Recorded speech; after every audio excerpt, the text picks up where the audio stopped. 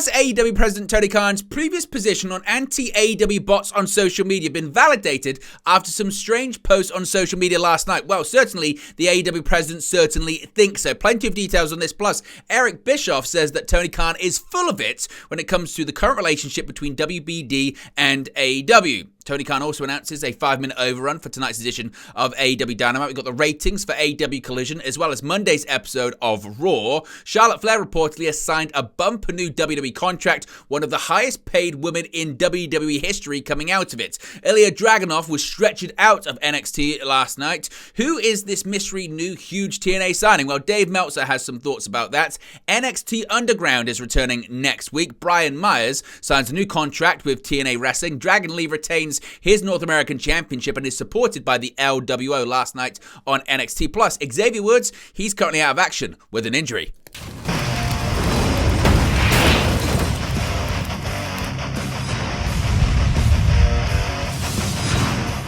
Hey guys, welcome back to Wrestling News 365. Hope everyone is doing very well. As always, there are plenty of news stories to get into in the world of professional wrestling. And let's start off talking about bots on social media, particularly anti-AEW bots, a topic that the AEW president, CEO, general manager, and head of creative Tony Khan has spoken extensively and controversially about in the past. Now, AEW president Tony Khan has a lot of passion for the world of professional wrestling, but that doesn't mean he hasn't done some questionable things over the years when it comes to AEW.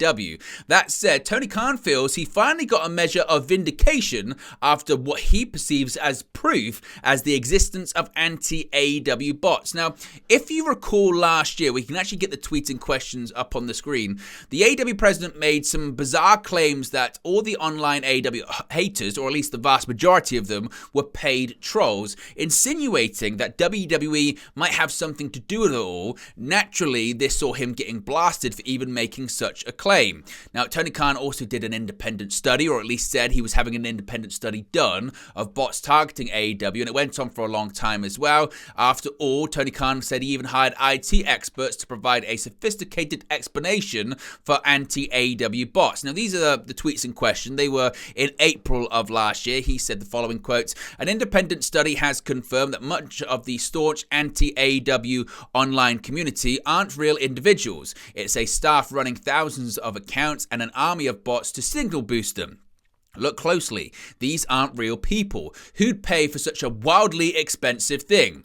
He continued by saying, "Their boiler room staff is going to be working overtime on a Friday, and I love it. Ever wonder why so much of the activity of these accounts is retweets and replies? Like, who actually has 80% of that activity as straight up retweets?" Basically insinuating that WWE was behind all of this. Well, this is where it gets quite interesting as well, because last night this post was put up there by, well, there were several posts put up there regarding some strange tweets that were going on during NXT. Now, a fan took to Twitter, X, whatever you want to call it, and uploaded a few photos of what looked to be anti-AEW bots who were praising NXT.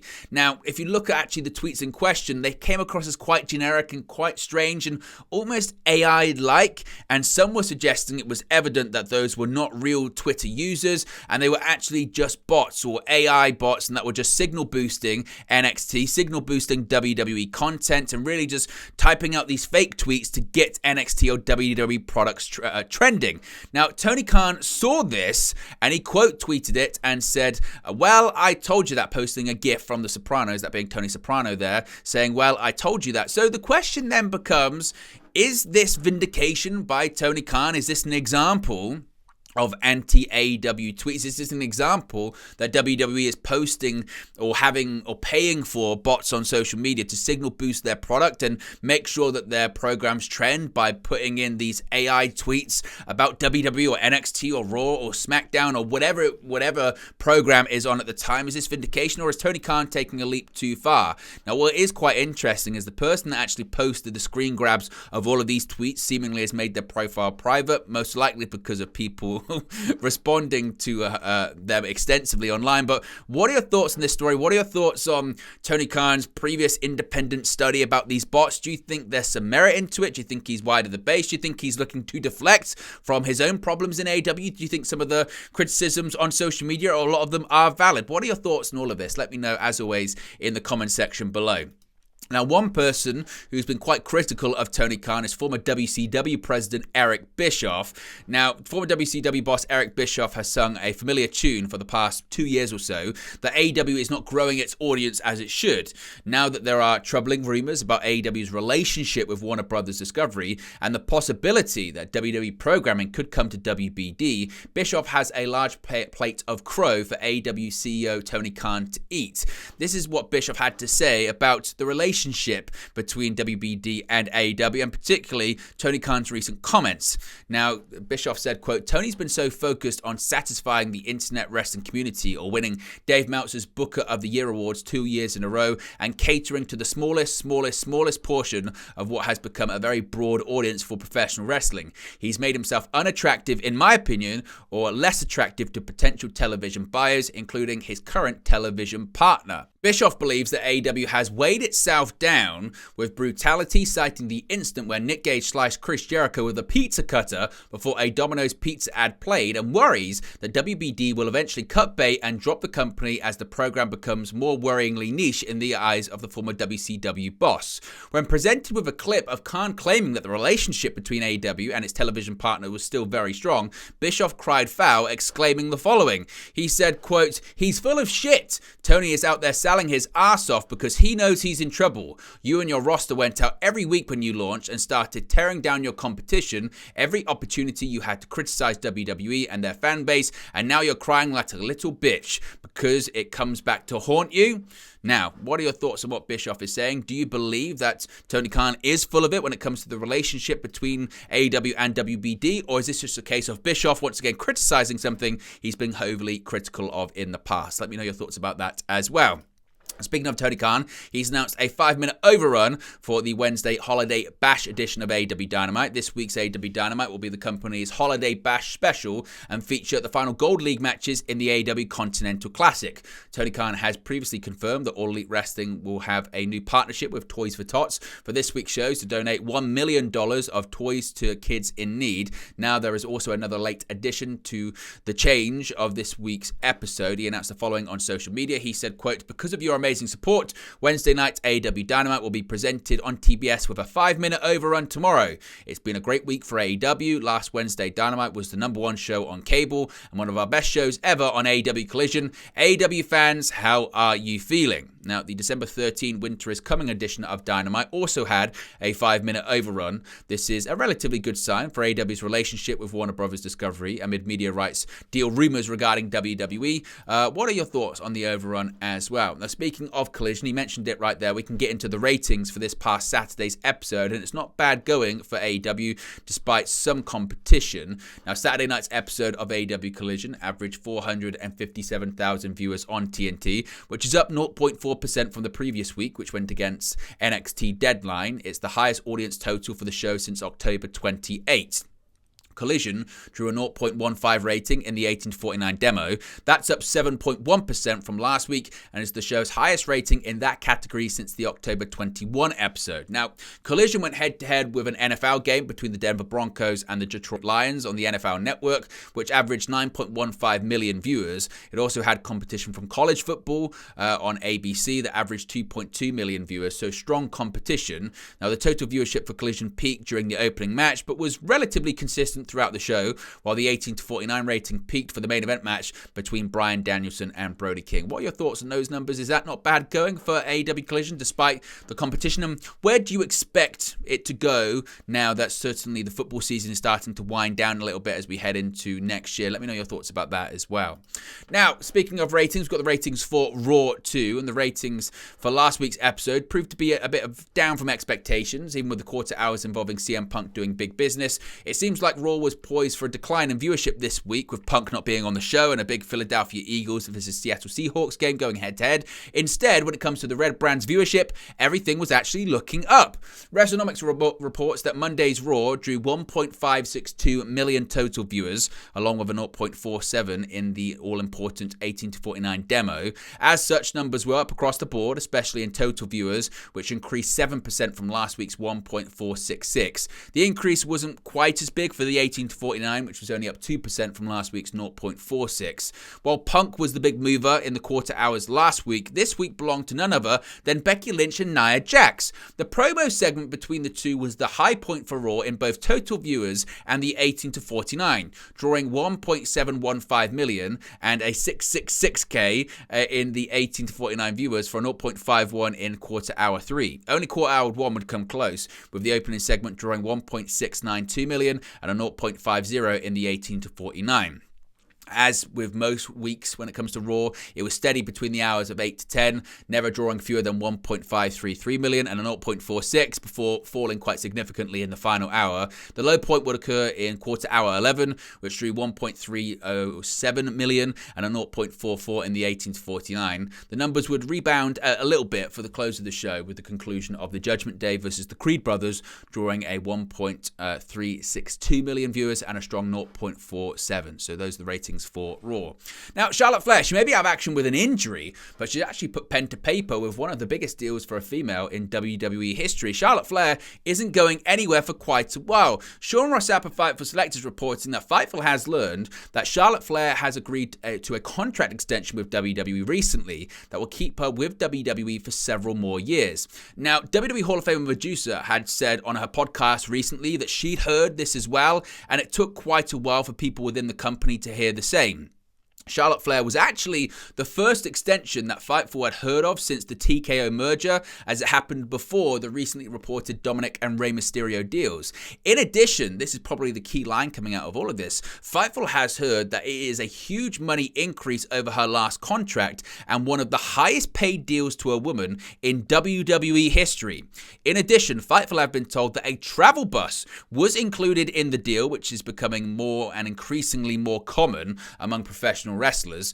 Unfortunately, though, Charlotte won't be on the road for quite some time now, as she's having surgery to repair her ACL, MCL, and meniscus tear. Obviously, we wish her well, but this could be the beginning of several major money contract extensions for WWE. If we get any more info on Charlotte Flair's deal or anyone else, we'll let you know. But what are your thoughts on the Queen signing a new mega money contract with WWE?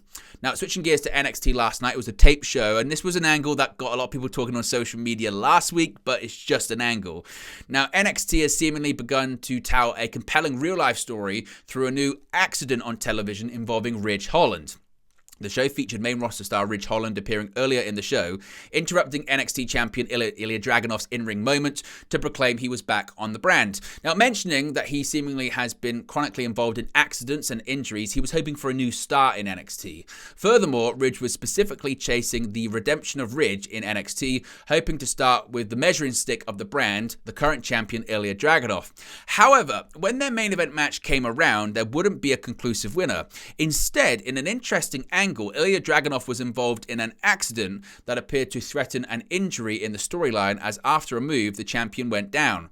Grasping at his neck and even holding fingers in a relatively unnatural position for times on camera for dramatic impact, Dragunov acted the scene quite well, his writhing and moaning clearly concerning the fans in the Performance Center given their shocked faces. Rich Holland, for his part, was emotional as well, yelling at referee, "Why always me?"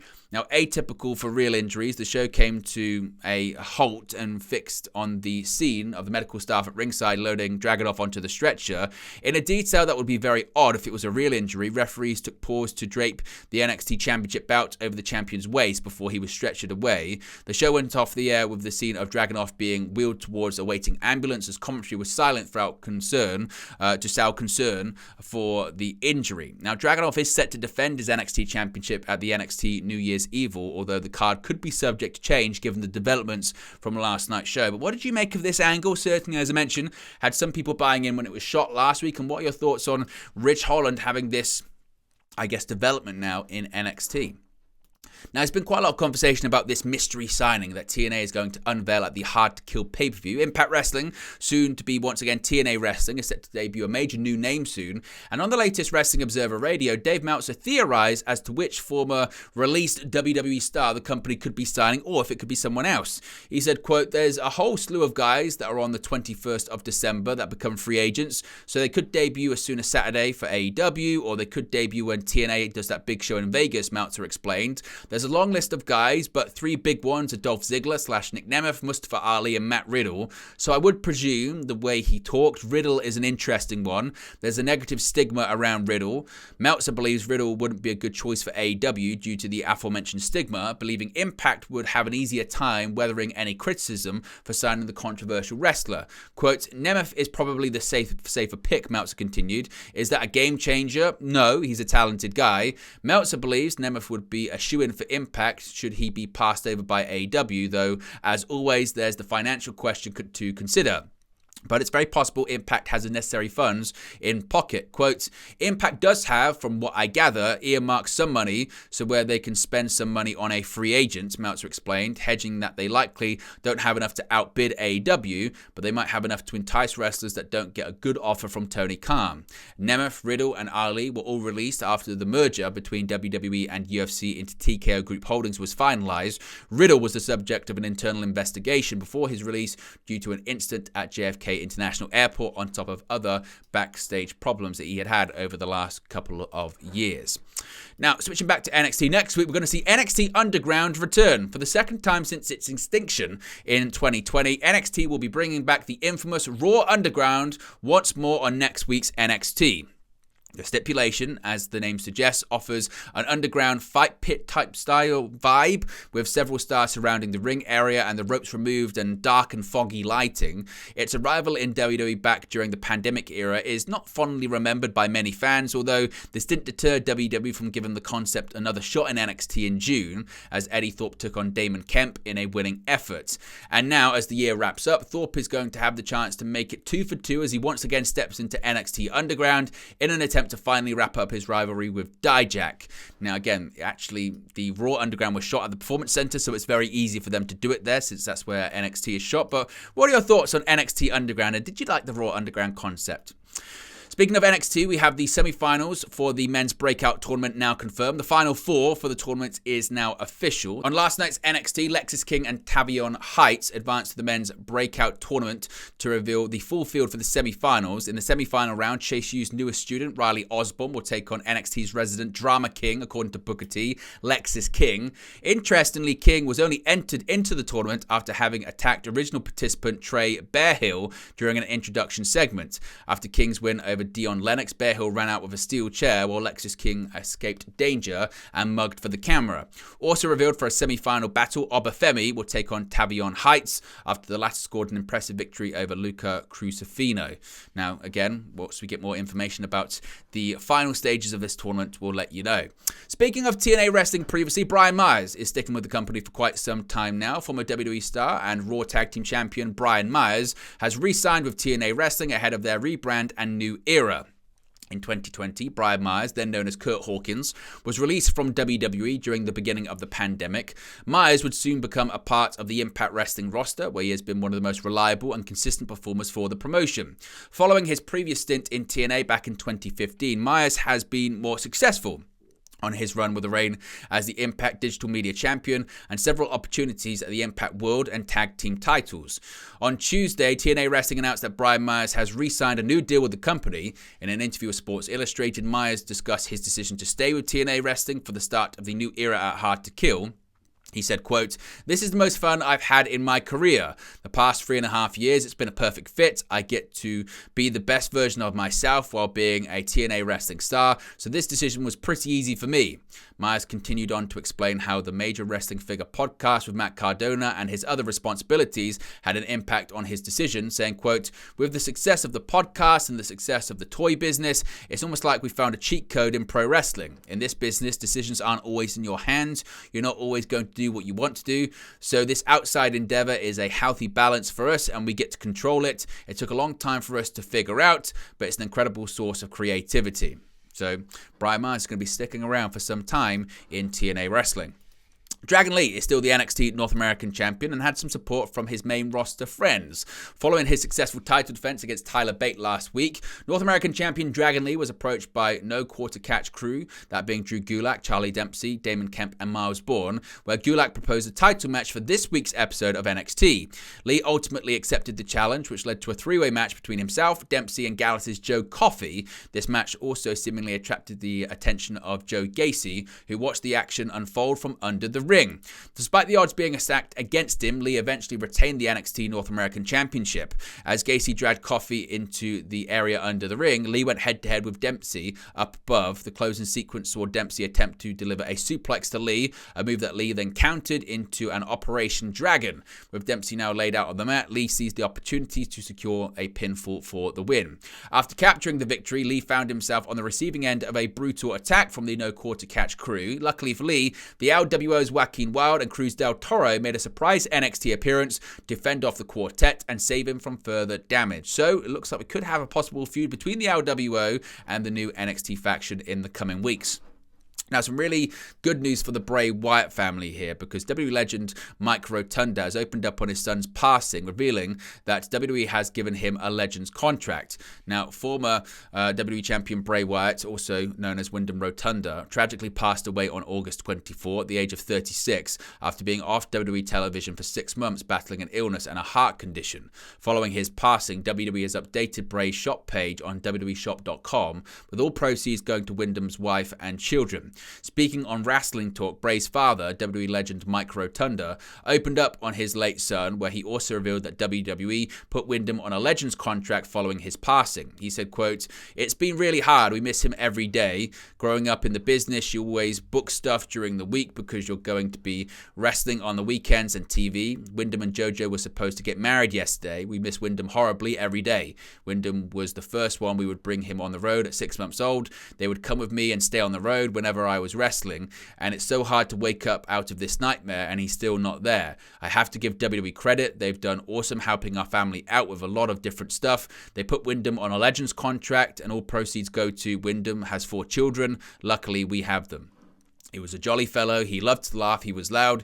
He was always laughing, and he lit up a room. He lit up the wrestling business. People come up to me and have a story with Wyndham. They say he took the time to sit there and bullshit with me for 10 or 15 minutes when he's supposed to be signing autographs. So many people come up and support him by wearing his stuff, and they have a story about him. He was that kind of person. We miss him badly. He made people feel good about themselves, which is a gift. It's hard. I don't think we're ever going to get over this. It's very hard. The worst part about it, I can't wait until after this year finishes. My mother had a stroke and I spent 3 years going to a nursing home every day, and my sister and myself watched her take her last breath. Wyndham and Taylor came up and visited my mother for a few days, and my daughter wasn't able to come because she just had a baby and wasn't able to travel. We lost my mother, and 2 weeks later we lost Wyndham. This year we're going to celebrate the new year. They've come out with a collection of memorabilia and shirts. I think they have more in the works. You can go on WWE Shop and get all of his stuff. Wyndham was one of the top merchandise selling guys they had for quite a while. This is really going to help because fans buy stuff, and I'm sure they have more stuff planned down the road. They put out a huge line of shirts. I'm not sure of all of what they've come out with and are doing, but people can search his name. That would really help the kids because they're not going to have their dad anymore. We're trying to set up trust for them and have them taken care of. It's greatly appreciated by us, and WWE has been more than gracious in the stuff they've tried to help with. It's appreciated by our family. Now, WWE has added the following note to the item descriptions for Wyatt merch on the WWE website, saying, quote, "In the wake of Bray Wyatt's death, WWE will donate all net proceeds to support Jojo Offman and his children." So, good news when it comes to how WWE are supporting his family. And once again, Bray Wyatt will rest in peace and he'll be forever missed. Finally, Xavier Woods. We've got a bit of an update because some people were asking where has he been, and it's actually because he's out of action due to an injury. While Kofi Kingston was busy throughout Raw on Monday, donning a Santa Claus suit that he would go on to wrestling, he was out without a long-time partner Xavier Woods. As it turns out, that will be the norm for Kingston for at least the immediate future. PW Insider reports that the reason for Woods' absence on Raw was due to the New Day star being injured. While it's unclear what Woods is suffering from, the former King of the Ring winner is said to be banged up and has been given time off to heal. As such, Woods has been removed from the advertising for WWE's upcoming post-Christmas tour, with Kingston instead working solo. Now, while this would suggest that Woods will be back in the ring sooner rather than later, it was noted that Woods had recently been in Birmingham, Alabama, where noted surgeon Dr. James Andrews resides. Whether Woods is exploring potential surgical options for his injury with Andrews, who has treated many WWE stars in the past, is unknown.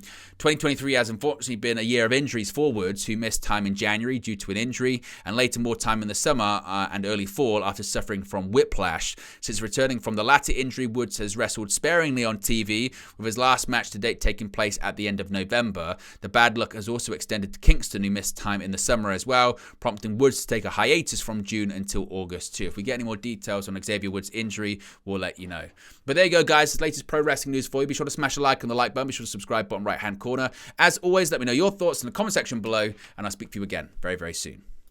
Hey guys, thank you for watching, listening, streaming, or however you come across this video today. Be sure to click on the video on the right there to watch our next video, or click the bottom there to subscribe, or the bottom right hand corner. Thank you very much, and I'll speak to you again very soon.